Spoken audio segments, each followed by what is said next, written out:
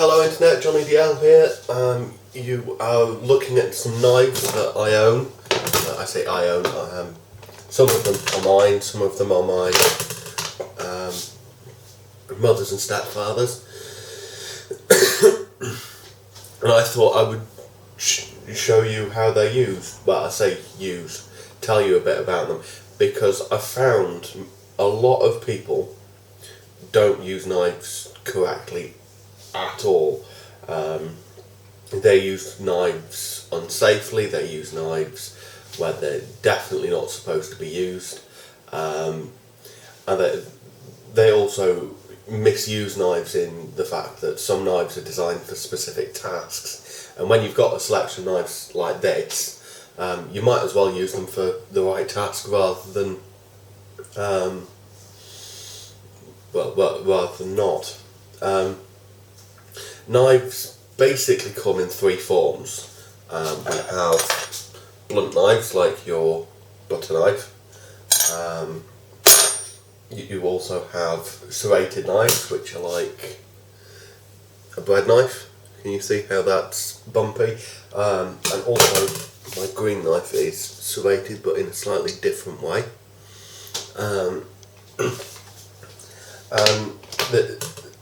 You've got sharp knives like this, which are very, very smooth, and I know it looks like I'm putting my finger along the blade, but they're very, very smooth, and I'm being very, very careful. and they're very, very sharp, or at least you try to keep them sharp, because obviously sharp knives are going to be safer. I know that sounds weird, but if you're going to cut yourself, you might as well cut yourself with a sharp knife. It heals much better, and does you doesn't do as much damage long term. Of course, you're going to go deeper, but would you rather be cut open by a surgeon with a scalpel or by a bear? That's the way I look at it, and obviously the surgeon's scalpel, they heal that all the time. Bear attacks, people come out looking nasty, so we might as well go for the sharp knives. Now I'm going to start at this end and work my way away from camera and move stuff towards you. Like I said, we have blunt knives. This is a butter knife, but it's also used for eating. As you can tell, if the camera is any good, there's some slight serrations all the way along here. That makes it easier to cut meats on the plate, and that way you can make sure that I say make sure that makes it really, really useful as a tool that you never ever, no matter what you do, going to hurt yourself on, but it can do the job in terms of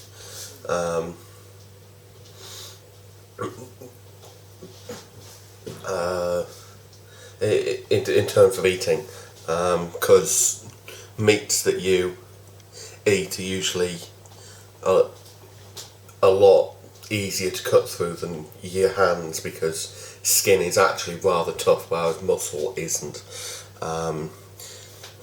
Especially because you cut with the grain of the muscle usually when you're eating meat. The next two knives are, well, they're two small knives. As you can see, there's one that's about 3 inches and one that's about 5 inches long. They're used for different things. Primarily the 3-inch knife is used for fruit. Fruit knives are incredibly useful for cutting things within your hand. You've got to be really careful, because if you're cutting like this, you are likely to cut straight through and slam it into your palm, and that's not nice. I haven't cut my palm yet, but it is incredibly easy to get close and stab yourself, which isn't a good feeling. Yeah, it's supposed to be sharp. You use it in your hand. It's very dexterous. You're never going to get too close to yourself with it, but you've got to be really, really careful with it.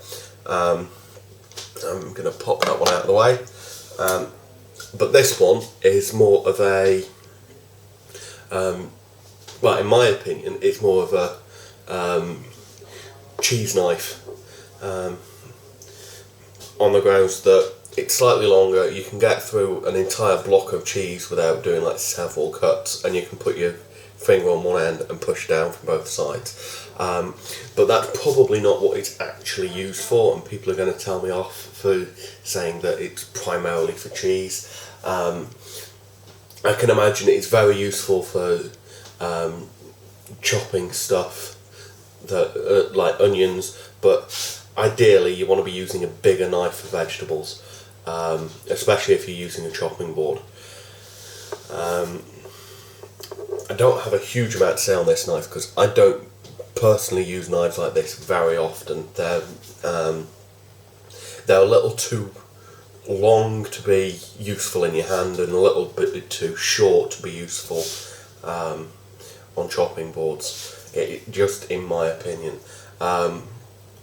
It can be used as like a steak knife, but really, would you want to be eating with a knife that long in your hand when the food knife that I was showing you before is like that in comparison? So I'll grab it back out of the drawer and show you. So yeah, it's the cutting bit is like massively short. It's about half the length. So while it's useful, I don't. While it's useful for some things, I don't use it very often. So the next knife I've got is this one, and as you can see, if you put it on edge on, it's incredibly thin. It's ever so slightly flexible along the blade, and its primary use is for filleting fish. So it's incredibly long, which means you can push it through sections of meat very, very easily. It's very, very pointy compared to some of the knives that I've got, and some of the knives you've already seen, which means that you can do very deep cuts. You're supposed to slide it along the bone so that it's all so that all the flesh comes away from the bone, but I use it mainly for chopping raw meat, as it's incredibly sharp, and it's designed for separating meat from bone. I don't see a huge problem in using it to cut up meat that's raw. Chicken it goes through really easily. It's a forever sharp blade, which means that I never actually have to sharpen it, which is brilliant, but I don't actually know how long it's going to last. It's supposed to last for about 10 years, but I doubt it's intended for almost everyday use, and when I'm cooking it can be used almost every day. It's incredibly useful. You can do all sorts of cuts with it really easily, and you can keep your hand away from the blade really easily with it, because it's so long. You can it's so thin you can hold things from either side and keep away from the blade, so like a spider. Okay, moving on, we've got the Kitchen Devil. I say the Kitchen Devil, that's the brand. I've had a knife like this in my available to me for quite a long time, and it's a brilliant knife. It's 10 inches long, so twice as long as this one. The knife that I consider has very little use, and yeah, I see this mainly as a vegetable chopping knife. You can get very close to it and you can run it up and down your fingers without causing a problem. You've got to keep it, again, sharp. You're not supposed to sharpen Kitchen Devils. It's like the Forever Sharp, they stay sharp for a very long time, but I think this knife is now 20 plus years old. It may even be older than I am, and yeah, after that sort of age, even the Forever Sharps, they start to degrade in terms of the sharpness on them. So it gets sharpened occasionally, maybe once a month or something, so that it keeps that very, very sharp edge to the blade. Like I say, it's very useful for cutting vegetables, and because it's so big, you can be confident about whacking it without causing it too much damage. Remember, you've also got to consider keeping your fingers away from it. Sodding ice cream van. I'm going to wait for that to turn off. I don't have royalties for it, but it's background noise. Put up with it. So yeah, you've got to remember to keep your fingers away from it. And it's not quite as deep as I would like. If it was more of a meat cleaver style, the deeper it is, the less likely you are to cut yourself with it. One, you're more careful with it because it's a bigger knife, but two, you can slide it much further up without ever risking damage to your knuckles or the backs of your hand. So you can hold vegetables quite loosely from quite a distance and still be able to get the good chopping action. So that's that one. Now this is your classic bread knife. It's ever so slightly pointy on the serrated bit. It's not actually that sharp, but it is sharp enough to cause injury to pretty much anything if you drag it along. It's a basic saw. It goes through bread really easily.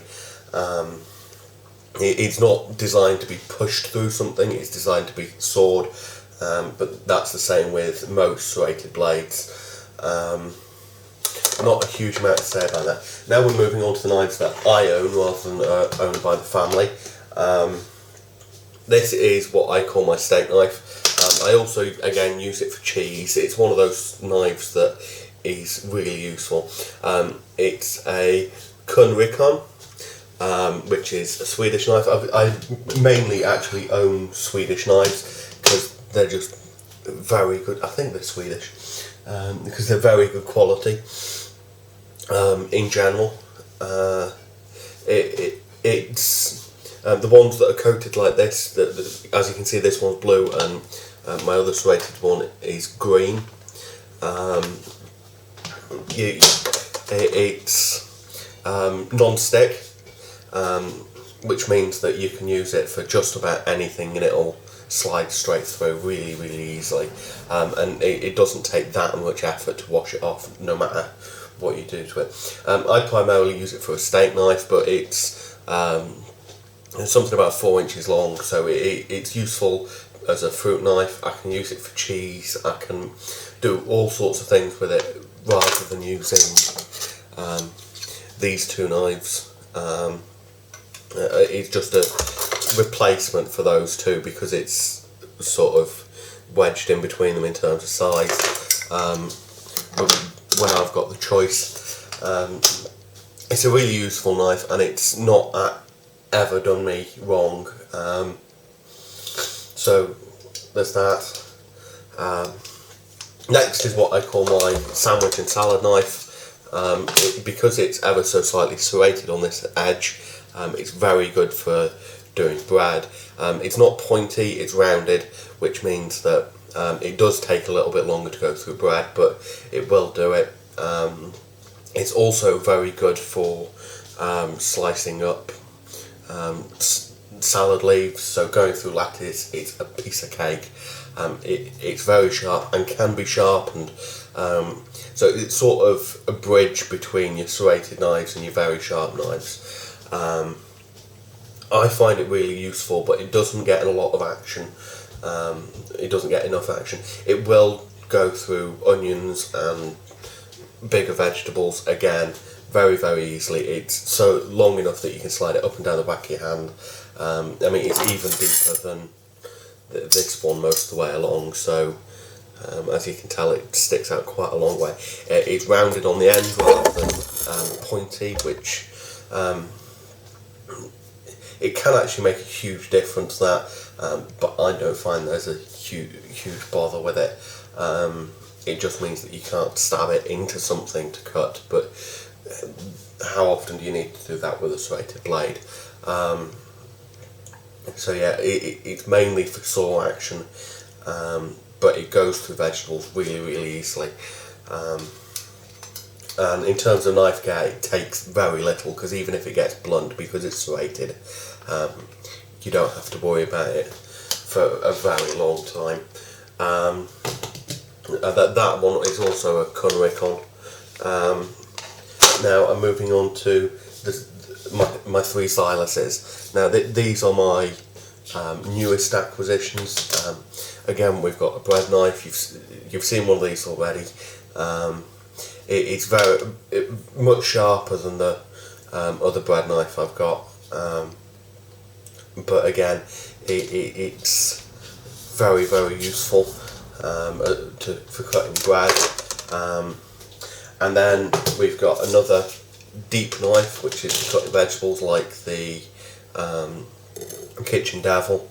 It's much deeper but much shorter than the a little bit shorter than the Kitchen Devil.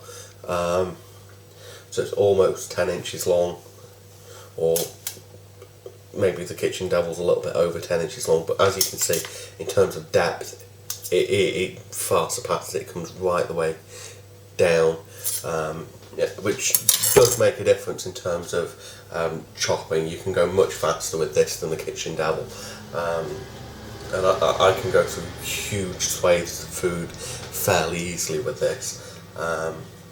And it's slightly more rounded, which means that you can get more of a rocking action when you're dealing with herbs and garlic and things that you want completely pulverised. And then finally, the one that we haven't seen yet is the carving knife. And the carving knife is a very sort of straight blade from front to back. It's very sharp. It will go through cooked meats very easily. Carving knives are usually a little bit serrated, but not very serrated, because it just makes going through cooked meats a sawing action very easy. And I've used a lot of Verys, and I'm starting to lose my voice. I can't believe 20 minutes on knives, and I didn't even cook anything. So yeah, it's a carving knife. It's very useful for chopping up cooked meats. You can usually get fairly thin slices with it, but you've got to be really careful with it, because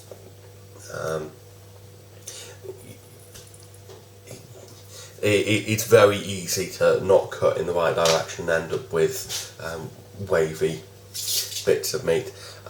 So that's me on knives.